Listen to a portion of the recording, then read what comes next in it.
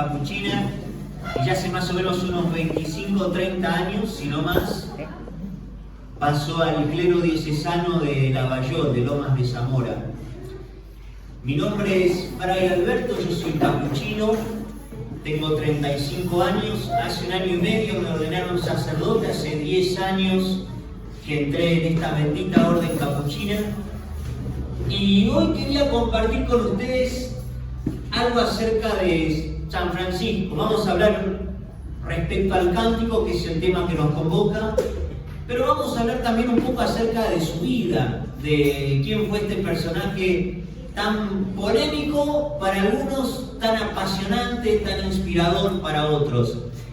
Francisco, hay que decirlo, a diferencia de otros santos de la Iglesia o de otros santos franciscanos como fue San Antonio de Padua, él no es un personaje de devoción propiamente. Francisco es más una figura que inspira, que mueve, que motiva. Pero uno generalmente no es que va y le reza a la imagen de San Francisco y le pide un favor. Uno generalmente va a la imagen de San Antonio y le pide un novio o el pan. ¿No es cierto? Porque Francisco, hay que decirlo, no es un santo que inspire devoción, pero sí, él ha sido una figura inspiradora. Difícilmente creo que nosotros podamos llevar la vida, incluso los frailes, la vida que llevó él, de renuncia, de sacrificio, es abrazar a la dama pobreza. Francisco, como ustedes saben, él nace en el seno de una familia burguesa, es decir, la burguesía ascendente. Ya empezaban en aquel tiempo los latifundios, los pequeños emprendedores, y los que antes, en aquel tiempo, cuando las personas tenían campos y tenían territorio, se las consideraba personas ricas, personas poderosas, influyentes. Y cuando vos trabajabas el campo, te volvías un poco esclavo del señor feudal. Feudo es el campo, entonces vos te volvías un poco esclavo del señor feudal. Pero había en aquel tiempo, en el medioevo, emergido un nuevo estrato social que era la burguesía ascendente, lo que sería la clase media, que eran artesanos, comerciantes, personas que iban a distintos países y que ofrecían productos. Y el papá de Francisco, don Bernardone, él tenía un comercio de telas, él vendía telas. En aquel tiempo, Francisco va creciendo en el seno de esta familia, él tenía 2 hermanos más, su madre y su padre vivían con él, y él empieza a anhelar, a guardar, a abrazar un deseo en su corazón que era el de ser caballero. Él quería ir a las cruzadas y ser caballero. ¿Por qué? Porque ser caballero te trampolineaba inmediatamente a otro estrato social, que era la nobleza. Vos no podías ser caballero porque un día te levantaste y dijiste, quiero ser caballero. No. Para ser caballero vos tenías que pertenecer a una clase social. Si no, eras un soldado raso que iba a luchar en las batallas, pero no ibas a tener ese título nobiliario. Y Francisco lo que quería era seguir ascendiendo en su posición social. Él creía que podía más. Él va a participar de varias batallas. Muy probablemente, esto no está en los escritos, pero muy probablemente en el conflicto él haya matado gente. Francisco se lo conoce por los textos por ser una persona que le gustaba despilfarrar dinero, sobre todo le bancaba las fiestas a los amigos, opíparas meriendas, dicen los escritos que él le daba a sus compañeros, a sus amigos, hasta que finalmente, abrazando este sueño de caballero, él va camino a las cruzadas y en Spoleto, cuando se acuesta a dormir, él tiene un sueño. El Señor le presenta en sueños un gran castillo y en ese castillo había toda una sala de armas, con espadas, con escudos, con armaduras. Y entonces él pregunta, ¿de quién eran todas esas cosas? Y entonces una voz le dice, son tuyas, Francisco. Entonces Francisco, claro, se envalentonó todavía más y creía que el favor del Señor estaba con él. Entonces él vuelve a tener otro sueño y entonces el Señor le hace una pregunta. y le dice, Francisco, ¿a quién querés servir? ¿Al Señor o al siervo? Y Francisco muy inteligentemente dice, al Señor. Entonces la voz le responde, ¿y vos entonces por qué estás sirviendo al siervo? Volvé a Asís y allí se te dirá lo que tienes que hacer. Y este es un momento de inflexión en la vida de San Francisco. Y esta es la primera reflexión que quiero compartirte. Parece que en la vida de los santos ellos sabían todo lo que tenían que hacer. Que ellos eran personas que leían la voluntad de Dios casi que con rayos X. Y no es así. Cada uno de nosotros va descubriendo qué es lo que el Señor quiere de nosotros. Por eso es tan importante animarnos a tomar decisión, arriesgar en nuestra vida. La vida es arriesgar, se lo digo especialmente a los jóvenes. La vida es tomar riesgos, es avanzar. Y porque imagínate que, ¿quién quiere tener una relación tipo mamá-bebé con su hijo? Nadie. Ya tiene 30 años y vos no le decís, lávate los calzones, anda a estudiar, armá la cama, te dije que compres otros calzones, casate, tené hijos, anda a la feria y busca unos rojos. No, uno no puede tener esa relación con su hijo. Y lo mismo sucede con el Señor. Uno tiene que aprender a caminar en la vida y darle libertad también a los hijos. Y lógicamente, ellos se van a equivocar, pero así es como aprendemos, fracasando y equivocándonos, cometiendo errores. Y lo mismo sucede con el Señor. ¿Saben cuántas veces, si yo hubiese sido Dios, cuántas veces le hubiese mandado un rayo a Beto por las cosas que hubiese hecho? Pero el Señor no es así. El Señor nos acompaña aún en nuestras malas decisiones. Entonces, el camino de Francisco es un camino que se va trazando también con el deseo de alinear su voluntad a la del Señor. Entonces Francisco vuelve a Asís y a medida que va pasando el tiempo, él sigue un deseo, un anhelo. Y esto también es importantísimo, porque la voluntad de Dios parece que es algo bajado de la montaña, algo que de pronto un ángel y entonces la presencia invade el lugar, y tampoco creo que sea así. En el mundo judío la voluntad de Dios es muy fácil de conocer. ¿Cómo nosotros seguimos la voluntad de Dios? Si vos le preguntás a un judío, ellos te dicen los 10 mandamientos. Esa es la voluntad, ese es el querer del Señor, ese es el deseo de Dios. Los 10 mandamientos. Y en el mundo cristiano, en el mundo católico, sucede exactamente lo mismo. ¿Querés seguir la voluntad de Dios?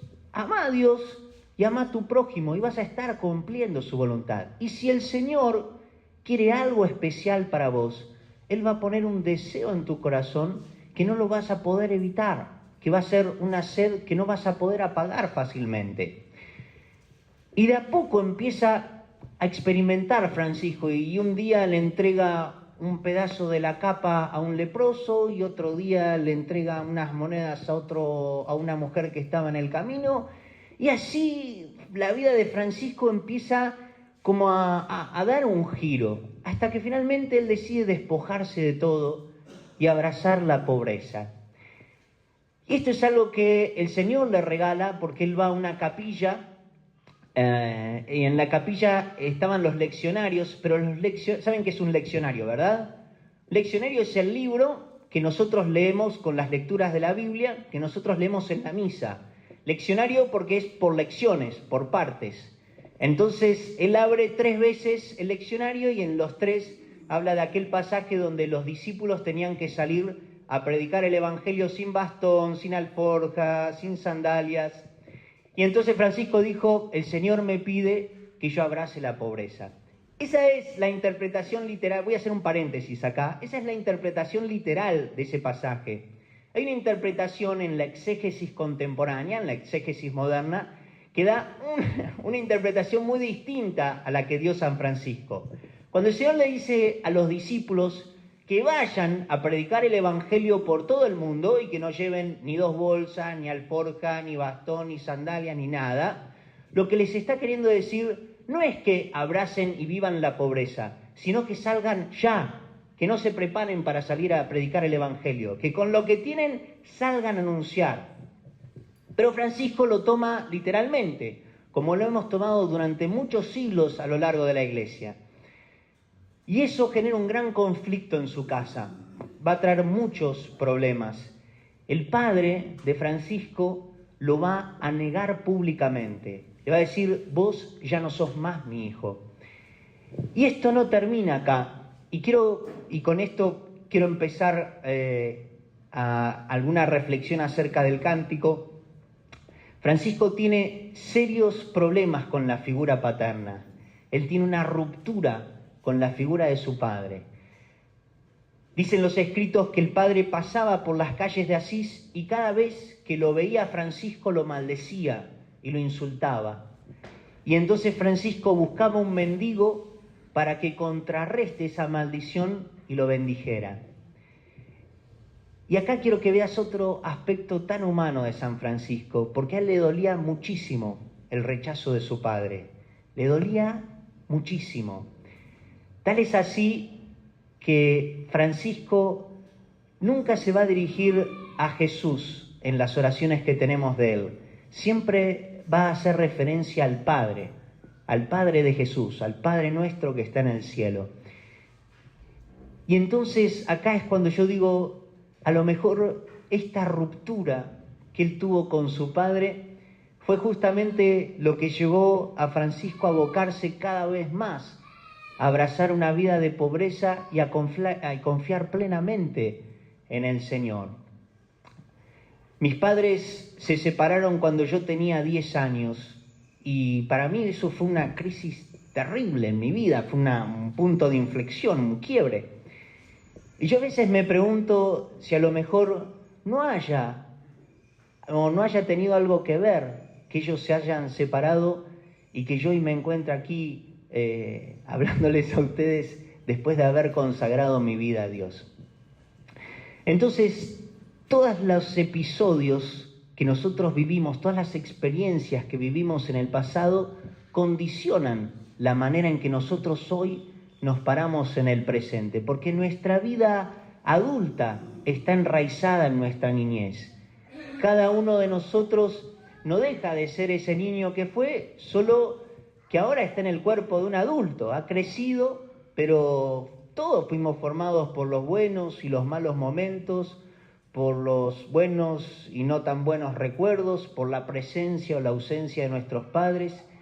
Y como te digo, insisto, las experiencias que vivimos en el pasado condicionan la manera en que hoy nos paramos en el presente. Yo siempre me pregunto, ¿cómo habrá sido la vida, ponele, de las grandes personalidades de la historia? ¿Cómo habrá sido, por ejemplo, la vida de la infancia de Madre Teresa de Calcuta? ¿Cómo habrá sido el hogar en el que creció Mandela, el hombre que luchó contra el racismo en Sudáfrica? ¿Cómo habrá sido el hogar en el que se crió Martin Luther King? Y también me pregunto del otro lado, ¿cómo habrá sido, por ejemplo, la vida de Hitler en su hogar? ¿Cómo habrá sido la familia en la que se formó Mussolini?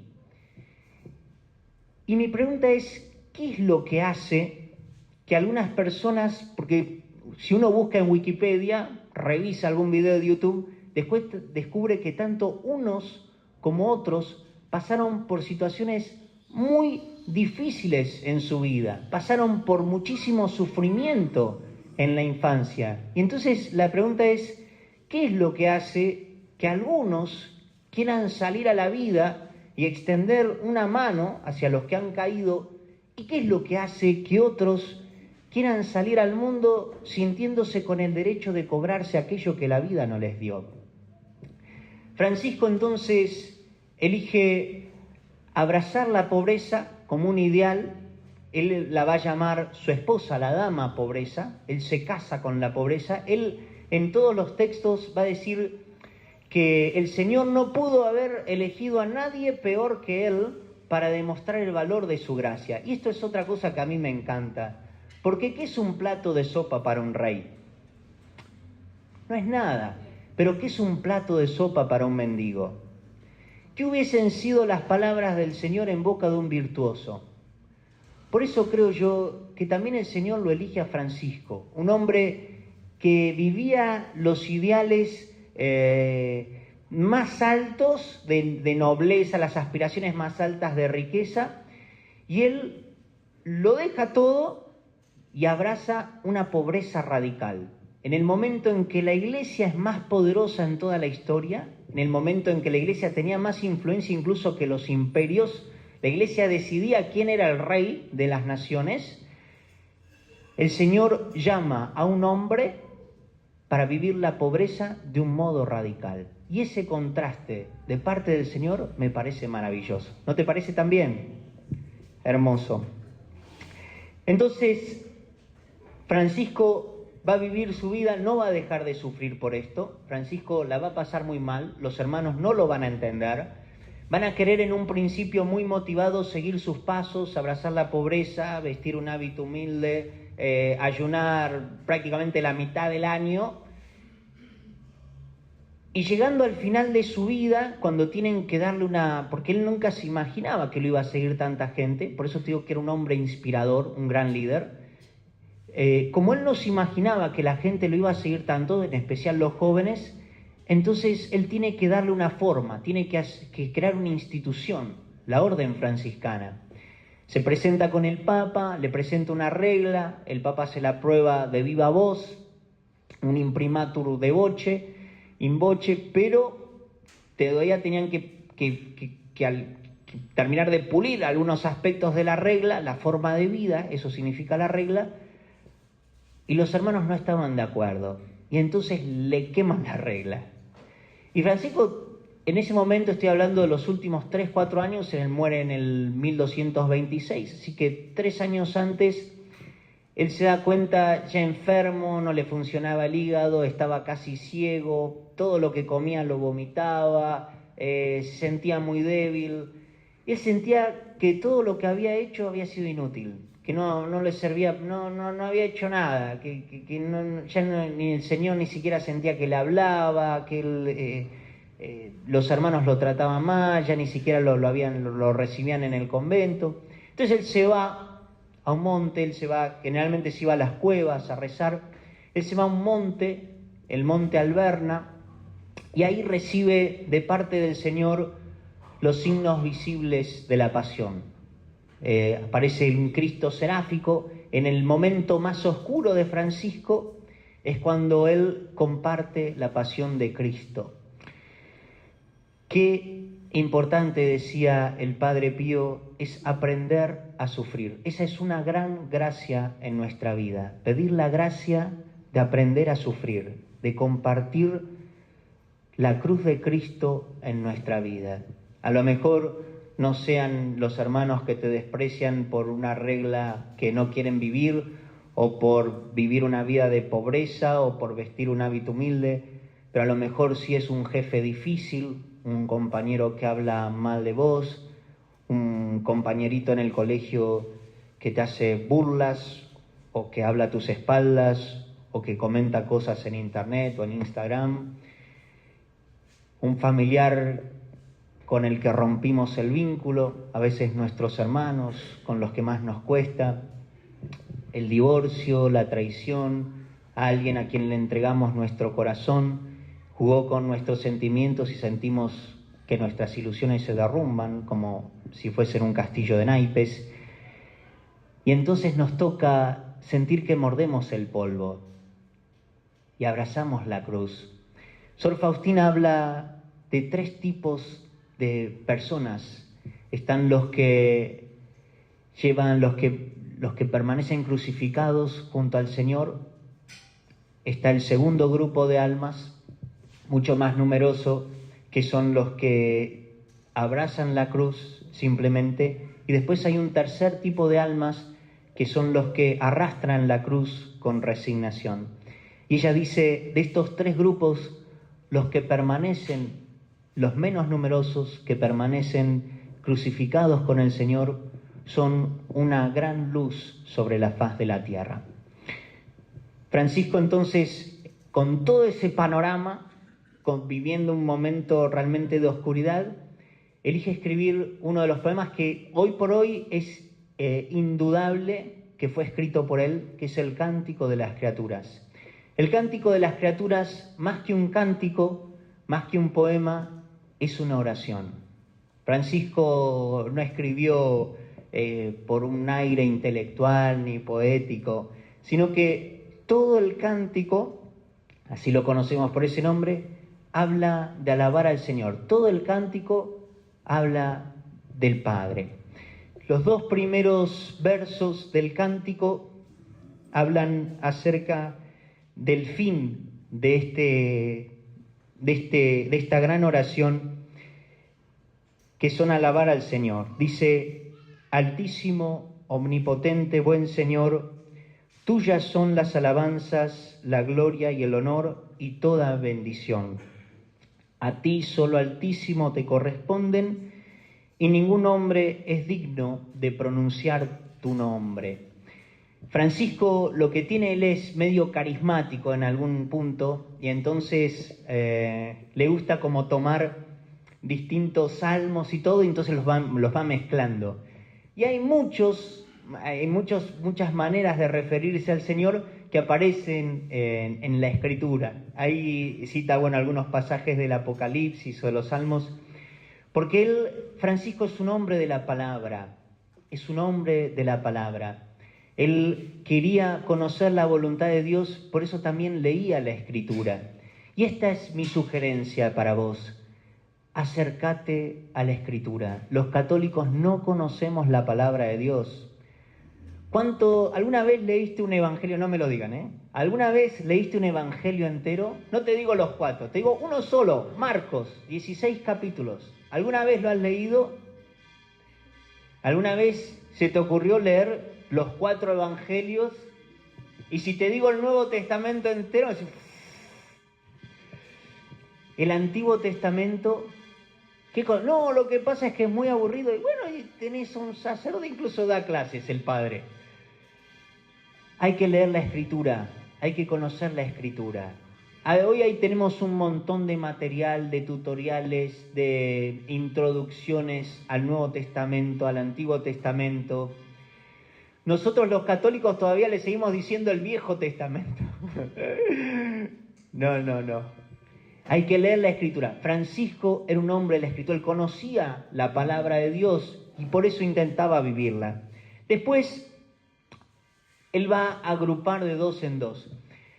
Algo llamativo que encontramos en muchos místicos en la historia de la Iglesia es que ellos veían en la creación, en las cosas, la transparencia de Dios, es decir, la mano de Dios a través de todo lo creado. A Francisco yo creo que le apasionaba pensar que ese árbol que él ve primero estuvo en la mente de Dios, que la planta, la flor y el perfume antes fueron un diseño del Creador en su mente y luego fueron plasmadas en la realidad. Entonces él va a agrupar en varios grupos: hombre, mujer, sol, luna, viento, nublado, agua, fuego, agua, viento, nublado, sereno, y va a dar distintas características. Para los elementos masculinos va a dar adjetivos masculinos. El fuego va a hablar de la fortaleza, del vigor, que es robusto. Del agua va a hablar de su castidad, de su pureza, de su simpleza. Y entonces sigue avanzando Francisco, habla de todas las criaturas, pero en definitiva, ¿a quién alaba siempre? Al Creador, ¿sí? Las criaturas son la excusa para alabar al Señor. Francisco está maravillado y él lo está diciendo todo esto. Recuerden, él estaba prácticamente ciego, ya no veía nada. Y entonces sigue avanzando en el texto, y después de alabar a las criaturas, que es por lo que conocemos el cántico, al final de su vida, ya al final, lo último, él añade 2 estrofas más. En aquel tiempo en Asís hubo un gran conflicto entre el gobernador y el obispo, y no se hablaban. Y esto generaba un gran problema. En la Edad Media vos tenías una manera de diferenciar el estrato más alto de la sociedad con el estrato más bajo. El estrato más alto se lo llamaban los mayores, los que tenían latifundios, los señores feudales, la gente poderosa se los llamaba los mayores. Y a los que tenían los lacayos, la gente que trabajaba en los campos, que eran apenas artesanos o vivían de lo que podían juntar en el día, se los llamaba los menores. ¿Alguien sabe cómo se llama nuestra orden? Orden, exactamente, orden de frailes menores o orden de hermanos menores. ¿Por qué? Porque Francisco quería abrazar y quería hermanarse con aquellos que pertenecían al estrato más bajo de la sociedad. Y por eso él abraza este nombre. Hoy la minoridad tiene otro sentido, ¿no? Tiene el sentido de la humildad, del reconocimiento, de ser pobre en pecado. La pobreza también habla de eso.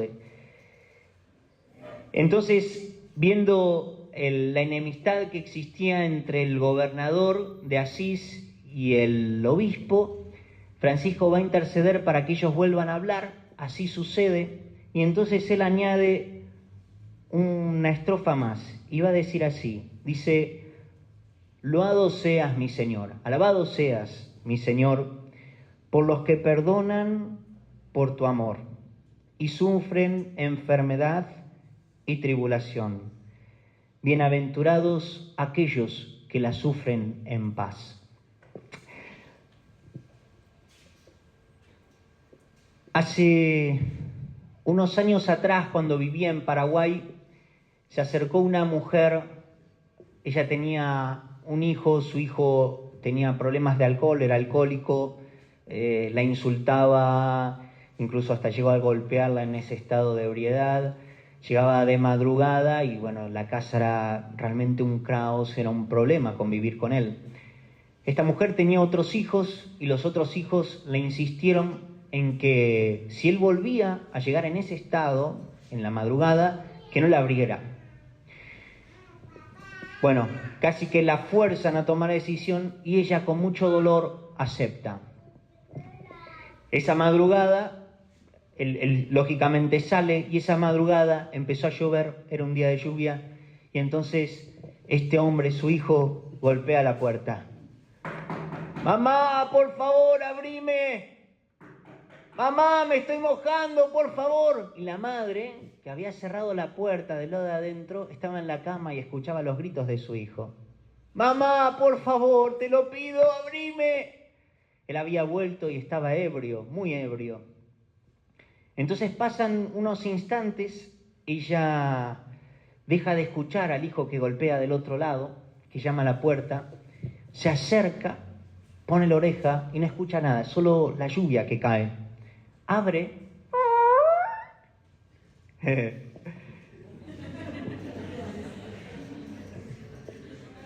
y lo ve a su hijo en posición fetal acostado delante de ella. Entonces lo tomó, lo duchó a su pequeño niño de 40 años y después de haberlo bañado lo llevó a la cama, lo acostó y lo dejó allí durmiendo. Esta mujer se acercó y me preguntó: Padre, ¿hice lo correcto? Creo que hay personas que llegan en esas madrugadas del alma y golpean a la puerta de nuestro corazón esperando misericordia. A veces el perdón es un camino de 10.000 kilómetros, lo sé, pero empieza dando el primer paso. Perdonar no puede ser un sentimiento al principio, tiene que ser una elección. Y eso es lo que nos pide el Señor. ¿Ustedes quieren que el Padre los perdone? ¿Quieren que mi Padre les conceda misericordia? Entonces también espera lo mismo de ustedes. Esa es su cuenta a favor. Perdonen y serán perdonados. Lo repetimos siempre. ¿En qué oración lo repetimos? En el Padre Nuestro. Entonces, no podemos limitar el amor del Señor siendo mezquinos en ofrecer misericordia cuando sabemos que de parte de Él siempre vamos a recibir el perdón de nuestros pecados. ¿Me siguen hasta acá? Luego Francisco ve en el umbral, ya él está al umbral, él es tan frágil, me lo imagino como una pasita de uva en aquel momento, súper frágil, al umbral de la muerte casi golpeando su puerta, como este hombre en la madrugada. Y durante mucho tiempo la imagen de la muerte era una figura tétrica, espectral, casi que demoníaca, culpable de ¿qué? La muerte entra al mundo a causa del pecado. Pero cuando vino el Señor, vino a redimir todas las cosas. Entonces, acá creo yo, y esto es lo que tienen esta clase de santos que vienen a patear el tablero, ¿vieron? Como dice este hombre, un elixir, que dice, tenés que cerrar el estadio. ¿Cómo se llama el director técnico? Coco Basile. Tenés que ser, bueno, con Francisco a veces me pongo a pensar, no, tenés que cerrar el estadio con este tipo. Él habla de la muerte como una hermana, pero no por la muerte en sí, sino porque la muerte es lo que nos abre al encuentro con el Señor. Entonces la muerte deja de tener un aspecto negativo a causa del pecado, sino que ahora es justamente la puerta que se abre para que se rompa el velo que nos impide encontrarnos con Cristo.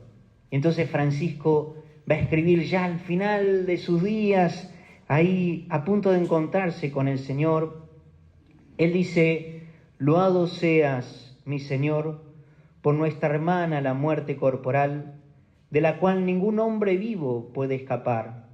Ay de aquellos que mueran en pecado mortal. Claro, la muerte, dice Francisco, es cruel, es tormentosa para aquel que no vive, como decía él, su santísima voluntad, la voluntad del Señor. Ay de los que mueran en pecado mortal. Por eso hoy también te invito a hacer una promesa en tu corazón, a prometerle al Señor que no vas a pecar más mortalmente, que vas a hacer la intención y todo lo posible de evitar cualquier ocasión que te lleve a cometer un pecado mortal. Bienaventurados los que encuentren su santísima voluntad, porque la muerte segunda no les hará mal. La muerte segunda es la muerte después del encuentro con el Señor. Entonces, cuando nos presentemos delante de Él, es como si experimentásemos una segunda muerte, por no poder soportar el amor que el Señor nos tiene. Entonces el alma desfallece de tal manera que casi que podríamos decir que muere. Loado seas, load y bendecida mi Señor, y denle gracias y sírvanle con gran humildad. Francisco entonces, él está viendo que la muerte está a punto de entrar en su vida y lo único que atina a hacer es agradecer al Señor, primero por ese encuentro que él va a tener. Probablemente, él no lo sabía, era al año siguiente, un año y medio, en el 1226. Y ahí en el umbral, en los últimos instantes de su vida, él de a poquito empieza a despojarse. Su vida fue una aceptación del despojo que el Señor le pidió cada vez. El Señor, fíjense, le pide una orden y luego le dice, en un momento la orden parecía que se hundía, que no iba a continuar, y entonces Francisco le dice al Señor que por qué la orden, después de habérsela dado, porque parece que la orden se hunde y ya no va a continuar. Y entonces el Señor le responde que la orden no le pertenecía a él, que la orden me pertenece a mí, le dice el Señor, le pertenece al Padre. Entonces, él de a poco empieza a despojarse. Francisco es un hombre del poder, del liderazgo, porque estaba al frente de la orden durante años, y su enfermedad y su inestabilidad entonces le exigen que se corra de ese lugar. Francisco, que había abrazado a los hermanos y que quería vivir en fraternidad y que sabía que Dios se los había regalado, ahora ni siquiera podía comunicarse con ellos, lo habían casi que expulsado. Y de a poquito los despojos de Francisco lo van aproximando cada vez más al Señor. Creo que este cántico, esta gran oración que es el cántico, es la expresión de un hombre que ha vivido su vida para el Señor, que lo ha puesto en el centro. Por eso hoy quiero preguntarte también a vos, ¿qué lugar ocupa el Señor en tu vida? ¿Es un lugar central? ¿Es un lugar fundamental? ¿O es un lugar secundario? A mí siempre me gusta preguntarle a los jóvenes, ¿cómo haces para demostrarle a alguien que lo amás? Dedicándole tiempo. Y lo mismo pasa en la vida espiritual con el Señor. ¿De qué manera le demostrás al Señor que lo amás? Dedicándole tiempo. Entonces, participás de la misa, te confesás con frecuencia, al menos una vez por mes, rezás tu rosario, si podés todos los días, lees la Escritura, al menos 15, 20, 30 minutos, o escuchás el audio con la reflexión. Hoy encontramos cientos de reflexiones de sacerdotes que la envían por las redes sociales, participás de algún grupo de parroquia, y esa es nuestra manera de decirle al Señor, Señor, yo te amo, vos me importás, yo quiero que estés en el centro de mi vida, en el centro de mi corazón. Yo no sé si me queda mucho más tiempo para seguir compartiendo con ustedes. ¿Cuánto tiempo nos queda? ¿Cuánto tiempo nos queda, Padre? ¿Qué hora es? Uy, y 30, casi 18. El tiempo de Dios.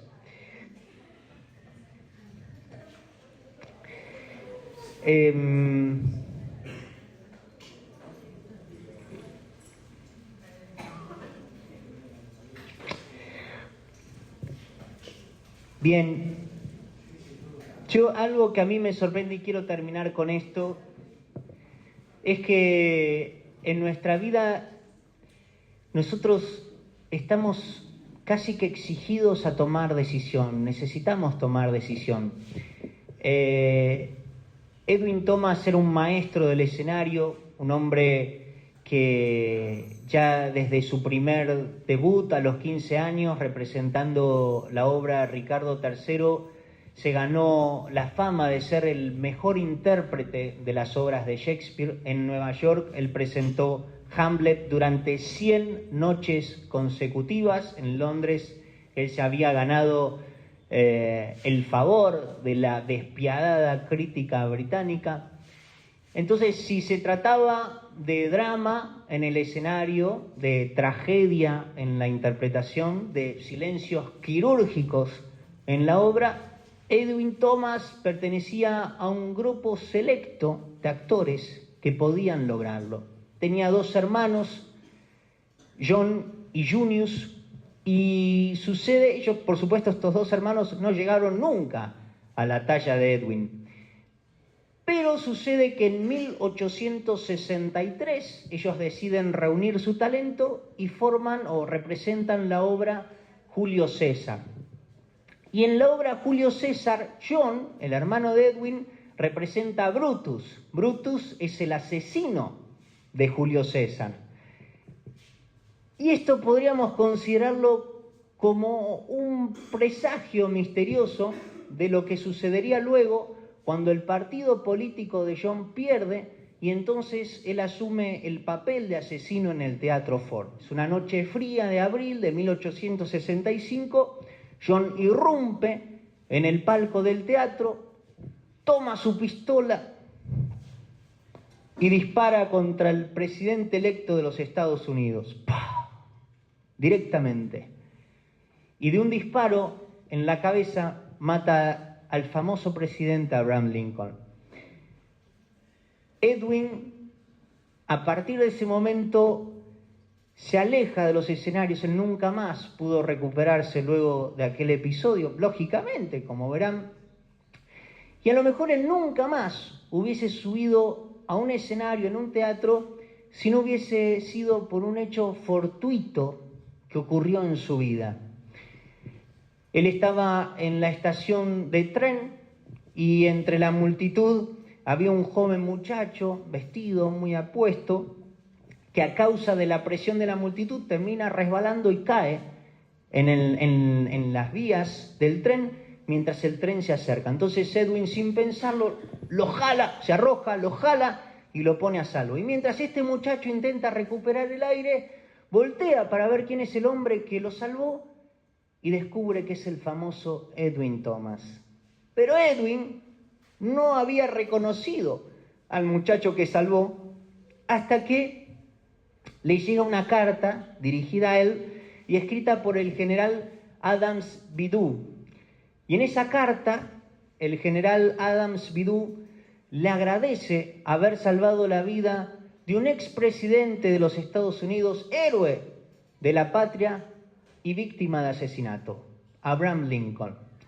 Cuentan los biógrafos que Edwin Thomas va a llevar esta carta, este pasaporte de redención, en el saco de su traje hasta el día de su tumba. Y entonces es aquí cuando yo me pregunto cómo dos hermanos que tuvieron los mismos padres, que tuvieron la misma educación, que incluso tenían la misma pasión, uno elige la vida y el otro elige la muerte. Yo no sé cómo funciona esto, solo sé que así sucedió. Y por más dramática que te parezca esta anécdota, no es la primera vez que sucede en la historia. Caín y Abel. Abel elige al Señor, Caín elige matar y Dios lo deja. Abraham y Lot. Abraham elige al Señor, los dos peregrinos, como saben, en Canaán. Abraham elige al Señor, Lot elige Sodoma y Dios lo deja. David y Saúl, los dos reyes de Israel. David elige al Señor, Saúl elige el poder y Dios lo deja. Y yo creo que la verdad del Señor se va revelando en cada momento de la historia a través de las páginas de la Escritura y Él exige de nosotros que tomemos una elección. Por eso creo que es un gran privilegio que nos ha dado el Señor el poder elegir nuestro propio destino eterno. Cuando nosotros llegamos a la vida, llegamos sin voz ni voto. Es decir, no podemos elegir cómo va a ser nuestra vida como si abriéramos un menú de Burger King y entonces pudiésemos elegir, un poco más de buena salud, algo más de coeficiente intelectual que me viene bien. No, a lo mejor no me des habilidades musicales, sí una nariz más chica. Es cierto, no podemos elegir. Llegamos sin voz ni voto. Pero en lo que respecta a la vida después de la muerte, sí tenemos derecho a elegir. Y creo yo que ese es un gran privilegio.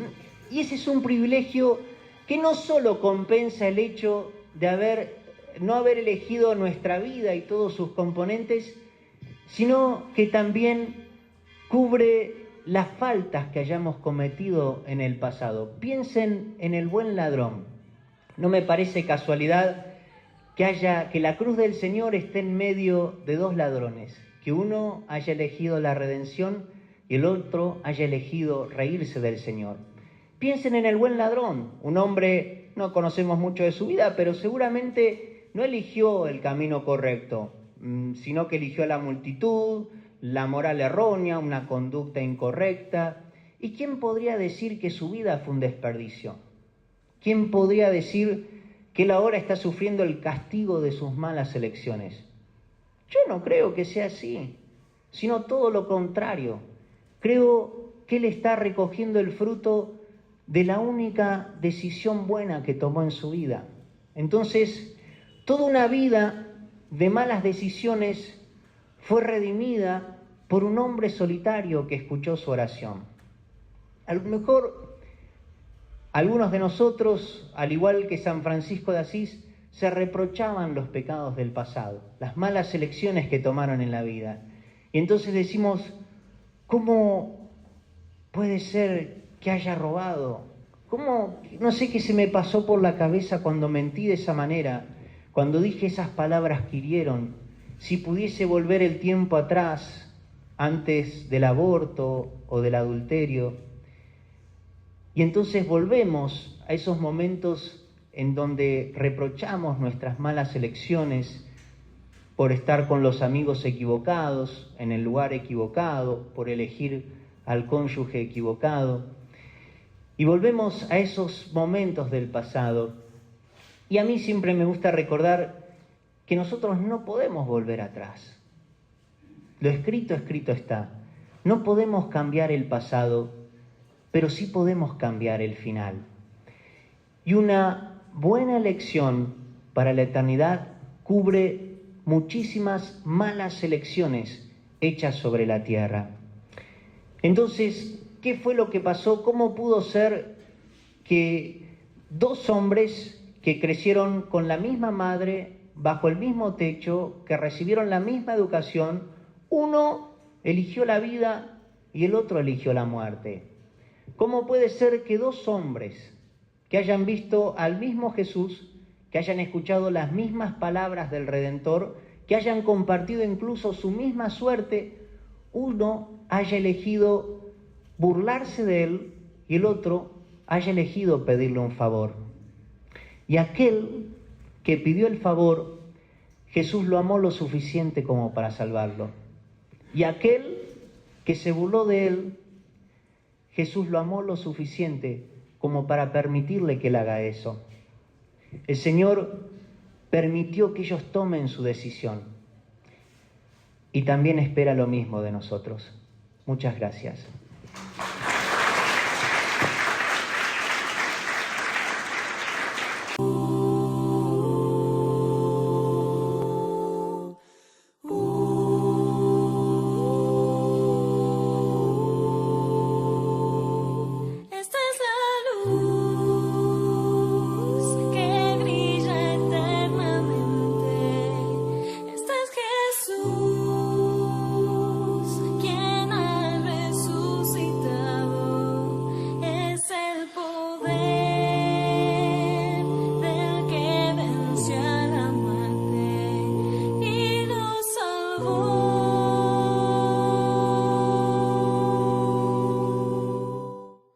Alabado.